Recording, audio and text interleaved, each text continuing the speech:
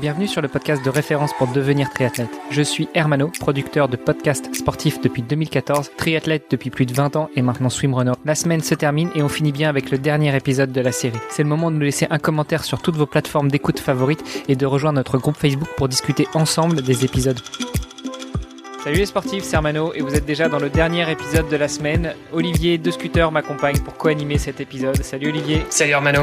Et nous avons pour terminer la semaine toujours notre invité Thomas Navarro. Salut Thomas. Bonjour à tous. Ah, on change de décor là, déjà on va parler de tes objectifs pour cette année et puis on va parler aussi de la suite. Et moi j'aimerais vraiment qu'on revienne sur la partie financement de ta carrière. Donc déjà, première question, quels sont tes objectifs à court, moyen, voire long terme?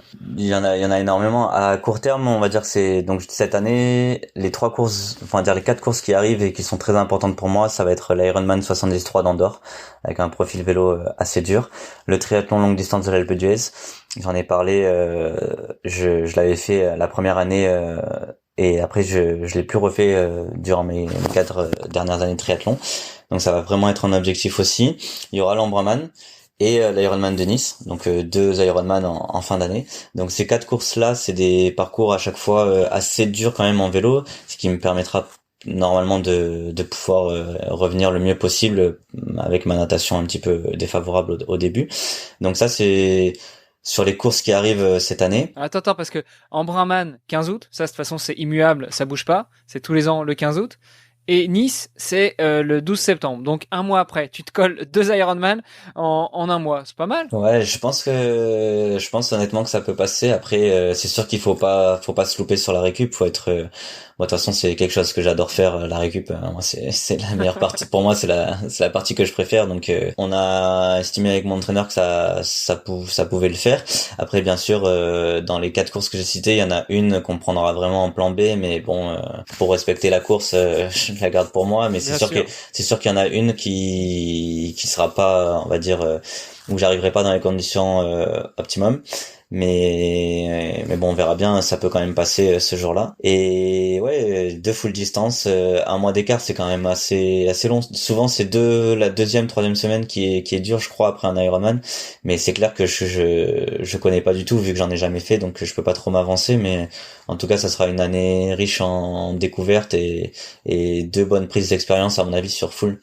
Et en ce qui concerne les places, du coup, en triathlon, c'est assez dur de dire parce que ça dépend toujours des start lists. Par exemple, l'an dernier, l'Ambraman, comme il n'y avait pas de course avant, il y avait une start list énorme. Cette année, on sait pas du tout qui y aura. Donc, je peux pas trop m'avancer sur vraiment déterminer une place. Donc voilà, l'Ironman d'Andorre, j'ai vu déjà la start list, il y a quand même beaucoup de niveaux. Pour l'instant, quelque chose de réalisable et on va dire que ce serait minimum un top 10. Ça serait déjà une belle course. Après, j'espère faire un petit peu mieux, mais bon, ça dépendra vraiment des sensations ce jour-là. Sur l'Ambraman et Nice, c'est vraiment dur de dire comme j'ai dit, mais c'est sûr que se rapprocher d'un top 5 à Embrun et Nice, c'est l'objectif. Après, ça dépend forcément du monde, mais c'est l'objectif, ouais. Donc ça, c'est à court terme. Et imaginons qu'à Nice, ce soit le jour. L'idéal, t'es vraiment dans le jour pour toi, le jour parfait. Tu fais un top 5 avec le jeu des rolling start. Tous les autres ont déjà leur place pour Hawaï et toi tu décroches une place pour Hawaï. Qu'est-ce que tu fais? Tu remets le couvert une 3e fois dans l'année à un mois d'écart cette fois-ci? Alors je sais pas si sur ça je m'intéresse pas du tout, mais je sais pas si 12 septembre ce sera pas déjà fermé et que ça sera pas pour l'année d'après. Il faut que je regarde ça, mais en tout cas j'ai jamais trop réfléchi parce que pour l'instant, comme je disais, ne pas se fixer trop des objectifs trop hauts et pour rêver et après être déçu. En toute logique, normalement, ça doit pas me concerner encore cette année, voire l'année prochaine. Et surtout que pour l'instant, c'est peut-être dur pour un triathlète, mais Hawaï me fait pas du tout rêver en ce qui concerne mon profil. Je pense qu'il faut que c'est plutôt des profils pour rouleurs entre guillemets à Hawaï. Je roule assez bien aussi, mais c'est quand même mes qualités, c'est quand même plutôt d'avoir des vélos très durs comme les triathlons que je fais cette année, Andorre, l'Alpe d'Huez, Embrun. Donc voilà, pour l'instant Hawaï ça m'intéresse pas trop, ça viendra peut-être plus tard, mais j'y pense pas du tout, mais Mais bon, ouais, c'est sûr que ça reste dans un coin de ma tête pour les années prochaines, mais pas pour l'instant. Quand tu disais que c'était pas ton type de parcours, j'allais justement rebondir là-dessus parce qu'effectivement les triathlons que tu fais là cette année, je pense que c'est probablement les quatre plus durs que tu puisses trouver en termes de dénivelé, quoi. Ouais, Embrun, c'est clair que c'est quasiment l'un des plus durs, et surtout avec aussi un parcours à pied dur. Ça m'avantage aussi parce que on en a pas trop parlé, mais pareil que la natation, j'ai pas du tout de passé de coureur, donc ça fait que tous les parcours qui sont un petit peu accidentés avec des relances, des petites montées, des petites descentes, ça m'avantage beaucoup plus que le parcours par exemple sur la promenade des Anglais, où quelqu'un qui a du pied, qui se met un petit peu à son rythme, il va beaucoup plus on va dire avoir une économie de course plus importante que moi, donc c'est vrai que Embrun et l'Alpe d'Huez, ça me correspond bien.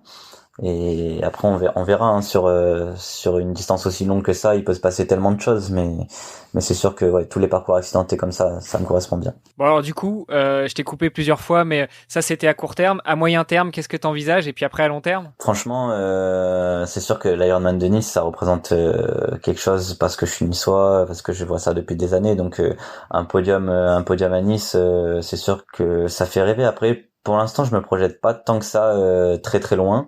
Déjà cette année, j'aimerais bien réaliser ce que j'ai dit. Et après, l'Ambraman aussi, je sais très bien que dans un grand jour, ça peut être une course qui peut me correspondre à la perfection, parce que la natation est en combi, ça c'est très important pour moi, ça va me permettre d'économiser pas mal de force. Le parcours vélo, normalement, il y a pas, enfin, si, voilà, en natation, je pense que je prendrai environ 3-4 minutes, donc c'est bouchable très très rapidement, et à pied aussi, donc ça peut être une course, oui, et c'est sûr que j'aimerais bien gagner l'Ambraman, on va dire, dans quelques années, quoi, mais... Bah, Embrunman et Alpe d'Huez, ils ont relativement le même profil. La natation est froide, donc elle est en combi. Le vélo, c'est super dénivelé, super difficile. Et puis la course à pied, pareil. Bon, l'Embrunman plus que l'Alpe d'Huez, mais je pense que c'est effectivement des triathlons qui peuvent te correspondre. Carrément, et l'Alpe d'Huez, surtout qu'il y a que, entre guillemets, 2 kilomètres de natation et après un vélo assez long, donc ouais, les deux, j'ai beaucoup d'espoir sur les deux. Et même Andorre, là, bon, par contre, il y aura un gros niveau à Andorre, mais il y a quand même pas mal de dénivelé, donc je pense que ces trois courses-là peuvent bien me correspondre. Après, il faut que aussi je sois dans une bonne forme et un bon jour. Et par exemple, la Cagne, je suis un peu déçu parce que je l'étais pas, et donc voilà, maintenant j'essaie vraiment de me concentrer un peu plus sur moi et ce que je vais pouvoir faire le jour J, plutôt que d'essayer de trop de me comparer aux autres. Alors par contre, va falloir faire comme Fred Van Lier dont on parlait tout à l'heure. Il va falloir que tu te choisisses une course pour la gagner tout le temps, hein. Tu peux pas gagner Andorre, Embrun et Nice et l'Alpe tous les ans, ça va pas être possible. Ah, pourquoi pas? Non, faut laisser la place aux autres, mince quand même. Ne vous inquiétez pas, il y a tellement de plus en plus de niveaux en triathlon, je sais pas si tout le monde s'en rend compte, mais moi j'aime bien analyser pas mal de choses, les résultats, les puissances, les niveaux et tout, et quand j'ai commencé il y a 4 ans et maintenant, enfin, c'est pas pour loin de moi, mais c'est pas pour dénigrer les années il y a 5-6 ans, mais parce qu'il y avait quand même les très forts étaient très forts, ça c'était déjà le cas, mais maintenant il y a une densité vraiment incroyable. Enfin, quand on regarde les championnats de France par exemple de il y a 5 ans et de maintenant, la densité c'est quand même devenu vraiment le triathlon un gros niveau. Maintenant, en plus, à cause du Covid, il y a plus du tout une course, on va dire boycottée. Toutes les moindres courses, elles sont full. Il y a du niveau de partout. Tu parlais aussi tout à l'heure du côté finance, c'est aussi les belles courses, il y a des belles primes, donc beaucoup de coureurs courent après les primes aussi, donc ça fait qu'il y a plus du tout une course chez les pros en tout cas qui est pas relevée, quoi. On le voit aussi, ne serait-ce qu'au niveau mondial, cette histoire de sub 7 ou sub 8, donc pour ceux qui n'ont pas forcément suivi, c'est les hommes qui se lancent à l'assaut du en dessous de 7 heures sur distance Ironman, et les femmes en dessous de 8 heures, bon, dans des conditions particulières qui sont pas des conditions de course, parce qu'il y aura des lièvres, parce qu'il y aura ils pourront rouler en peloton, etc. Mais je veux dire, ça démontre quand même le niveau global sur la distance Ironman en tout cas, alors que la barre mythique des 8 heures a été brisée il y a pas si longtemps que ça par rapport à la jeunesse du sport. Ouais, carrément, vraiment le niveau des très bons il fait que augmenter, la densité fait que augmenter.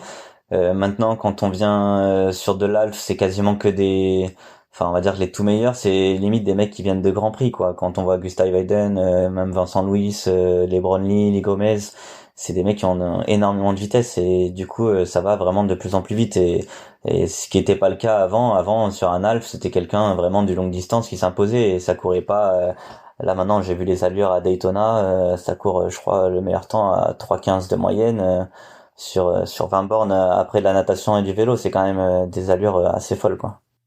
Ouais, mais c'est parce qu'il court sur un circuit. Donc, on l'a bien compris, moyen terme, tu peux pas te mettre trop la pression, mais t'aimerais bien gagner une des 4 courses sur lesquelles tu vas t'aligner cette année. Peut-être monter encore plus sur du long. Ouais, c'est clairement, comme je disais, c'est cette année, on a commencé à changer. Et j'ai entamé une préparation vraiment pour de l'Ironman. Donc, on verra déjà cette année. Après, je pense, en étant réaliste, que 6 mois d'entraînement pour vraiment marcher très fort sur un Iron, ça sera peut-être un peu limite, mais en tout cas voilà, on a entamé cette liaison, même si l'Alf j'aime bien, et je pense que ça fera toujours partie de mes saisons, en tout cas pour comme tu disais aussi, enchaîner plusieurs fulls c'est compliqué, donc il y aura toujours quelques alphs, mais c'est clair qu'à terme c'est vraiment le full qui m'intéresse. Ouais. D'un point de vue finance justement, comment est-ce que tu finances tout ça? Donc tu l'as dit, t'es pro sur le circuit Ironman, mais pas que. Comment tu t'organises? Déjà il y a la première chose, c'est que là j'ai rejoint le team Nissa Triathlon, et cette année j'ai vraiment des très très bonnes conditions, on va dire, avec eux. Donc j'ai un très bon contrat avec eux, ils me rémunèrent du coup vraiment mieux qu'en tout cas j'étais rémunéré à Monaco l'an dernier. Donc ça c'est une première partie. Après la deuxième partie, c'est que on va dire tous mes sponsors, j'ai la chance d'être vraiment bien accompagné cette année. Donc j'ai différents sponsors. On va dire l'un des plus importants, c'est le magasin de vélo qui m'aide. Et déjà pour cette année, il m'a par exemple fourni deux cervélos, donc les plus haut de gamme. Donc c'est vraiment, déjà ça chiffre très vite. Il y en a pour vraiment beaucoup d'argent, hein, plus de 20 000 euros de matériel. Tout ce qui est du vélo, il me fournit tout, donc je suis vraiment très très bien cette année. J'ai un contrat aussi en perso avec DT Suisse, donc la marque de roues. Donc ça aussi, pareil, c'est de la dotation, donc j'ai pas mal de matériel. J'ai tout ce qu'il faut dans la partie natation avec Hub, tout ce qu'il faut sur la partie nutrition avec Punch Power. Donc on va dire que déjà le triathlon, ce qui est vraiment bien, ne coûte rien. En plus, donc il y a mon club qui me rémunère, et à côté même, donc voilà, bien sûr, après c'est pas des salaires de footballeurs, hein, faut bien sûr. La troisième partie, on va dire, c'est que je continue encore un petit peu à travailler. Comme je disais, là j'ai fait mes classes au Pôle Espoir, un sport-études à Nice, et je continue un peu de travailler avec eux, donc du coup ça me fait aussi un complément. Et la dernière chose, je parlais tout à l'heure des primes de course. Donc les primes de course, elles sont quand même assez intéressantes en triathlon.